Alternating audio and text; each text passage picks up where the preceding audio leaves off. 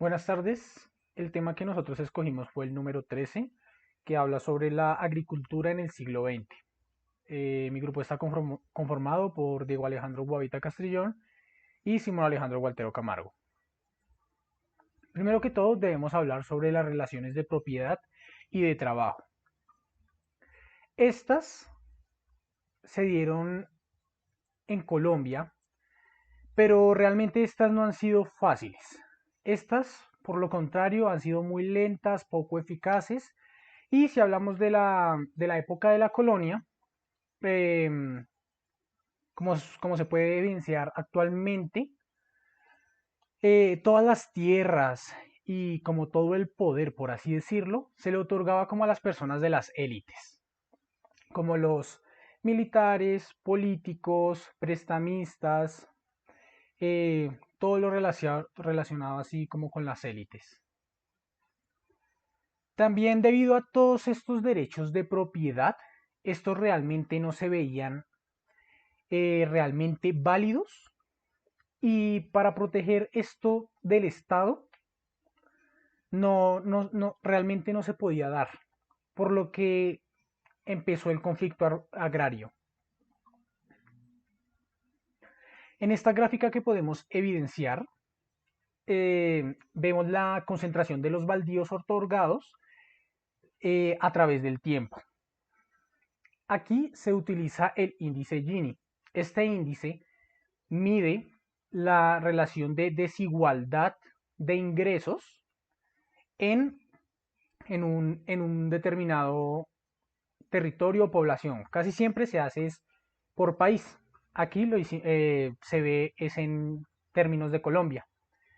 El periodo en el cual el índice fue menor, cada vez que es más cerca al cero, significa que es menos la desigualdad.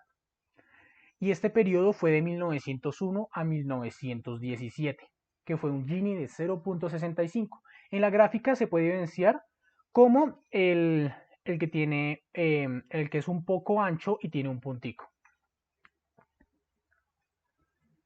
También tenemos las relaciones laborales. Estas se pudieron avanzar medianamente con el arrendamiento y las cosechas del tabaco, usando todas las tierras vírgenes para poderlas sembrar. Esto realmente pues no era tan bueno, ya que la libertad del arrendatario tenía que estar sometida al terrateniente. Las ventas no eran realmente directas, tenían que trabajar ciertos días que dijera el terrateniente, tenían que seguir ciertas normas y pues realmente pues no se veía realmente la figura de un arrendatario, como sería hoy en día. Y el proceso de la legalización, como son las escrituras de las tierras, no era muy efectivo, se veía realmente muy afectado. Por parte del café, este se plantó en haciendas de Santander, del norte de Santander y en el sur de Santander, y a su vez algunos territorios de Cundinamarca y el Tolima sirvieron como arrendatarios para la importación a la meseta cundiboyacense. De esta manera se empezó realmente el conflicto agrario en los años 30. El cultivo de exportación se pudo desarrollar de la manera adecuada en las tierras colonizadas por campesinos pequeños y medianos en la región de Antioquia. Este sector cafetero realmente es, era y es uno de los más importantes. Junto a su gremio utilizaron el Estado para legitimar unos impuestos hacia el café, pero de igual manera se les fue devuelto al mismo gremio de aquellas regiones donde se sembraba, y debido a esto, estas regiones donde se sembraba el café eran una de las mejores a nivel de infraestructura física, salud, educación, eran unas de las mejores regiones a nivel país. Todo esto realmente se daba gracias a la unión familiar que se tenía en aquella época y que se tiene aún en las familias de los campesinos, ya que al ser una familia muy proactiva se daba la exportación, logrando la financiación de los ferrocarriles, carreteras, el mercado interior, favorecía la industrialización y también de igual manera esto hizo que muchas de las personas que vivían en el campo, que eran campesinos, se desplazaran hacia las grandes ciudades. Por parte de las políticas públicas, nosotros al ser colonizados por España, nos caracterizábamos por tener una distribución segmentada. Blancos, mestizos, indígenas, negros, esclavos. Pero en Antioquia, que era la parte donde se cultivaba el café, esto no se logró dar. Tampoco en Santander, ya que la población indígena o originaria en sí no existía, no había una población aborigen. Y por lo que los españoles, que eran pobres, por así decirlo, se dedicaron a la agricultura y a la artesanía en en estas regiones. También surgió el sistema de haciendas que mantuvo a los arrendatarios, vivientes, aparceros, que los aparceros son las personas que explotan las tierras en agricultura, que explotan las tierras teniendo en cuenta la agricultura que se pueda dar allí. Em, Todo esto bajo grados de servidumbre y sin realmente tener unos derechos de propiedad para poder cultivar y donde habitaban, ya que esto de las escrituras no era muy funcional, por así decirlo. También se dieron las plantaciones esclavistas en el Cauca y la costa atlántica. Esta población después de 1850 pasó a ser arrendataria en haciendas, pequeños campesinos, mineros, pescadores, en territorios realmente en muy malas condiciones de la costa pacífica y del Chocó. Las políticas realmente surgieron en el siglo XX debido a la inflación de los alimentos que se tenía. A diferencia de los años 20, ya que en este momento no existía ningún tipo de arancel o impuesto hacia los alimentos. Más adelante, en la República Liberal se dio el apoyo de los intereses a los arrendatarios y a parceros, introduciendo los predios ajenos, reconociendo los derechos básicos de locomoción, la participación de los mercados y acceso a la propiedad. Los liberales fueron prociviles a utilizar el Estado para intervenir en la economía, la regulación de conflictos, el cuestionamiento de derechos de propiedad ineficiente y canalizar todas las energías afectadas a través de una nueva legalidad. Los conservadores defendieron el principio de la propiedad privada y que como había sido el legado a través de la historia. Esta disparidad, este tipo de, este tipo de diferencias entre estos dos partidos llevaría a una nueva guerra civil en el país entre 1948 y 1958, 10 años.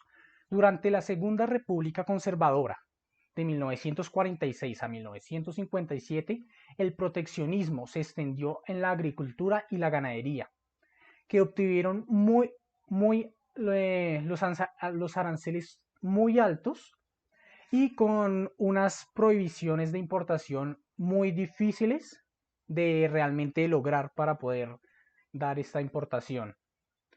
También se nos habla del Banco de la República, ya que fue redefinido para que los créditos subsidiados se enfocaran más que todo en la agricultura.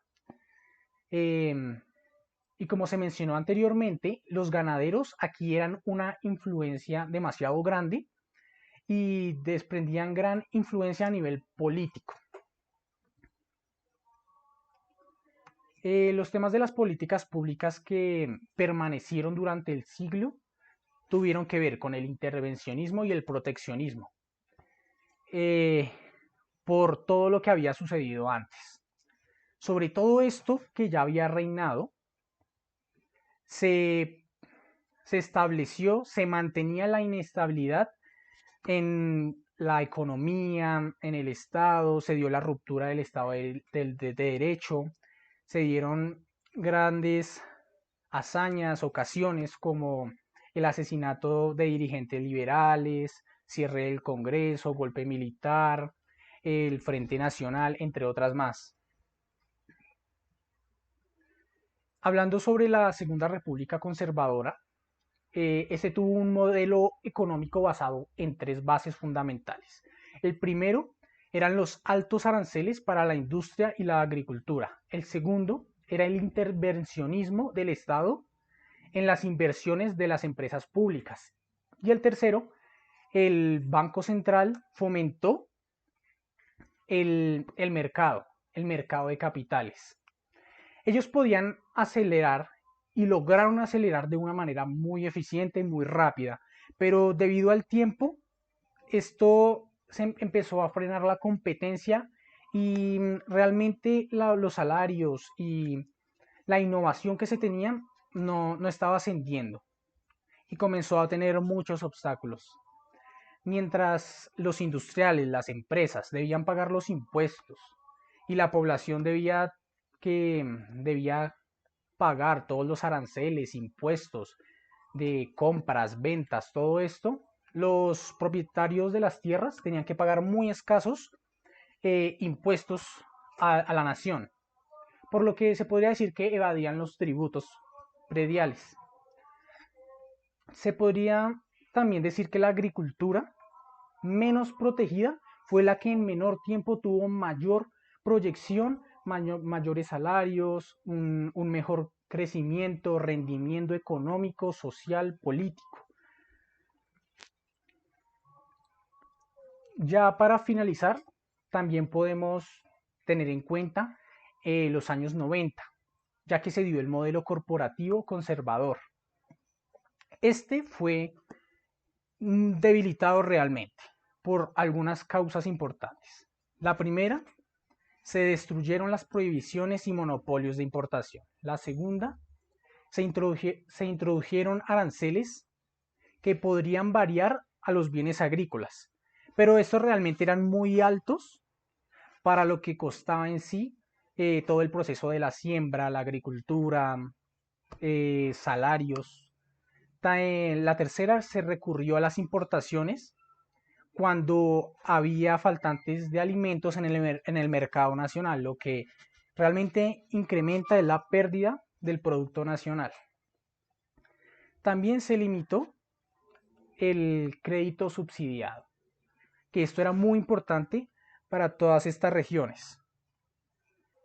Y por último, como quinto lugar, tenemos que todo esto incentivó al desarrollo de los cultivos de plantación, pero de cierta manera la exportación en el ámbito de los cereales tuvo menor rendimiento frente a la competencia externa y obtuvo valores a nivel económico bajos.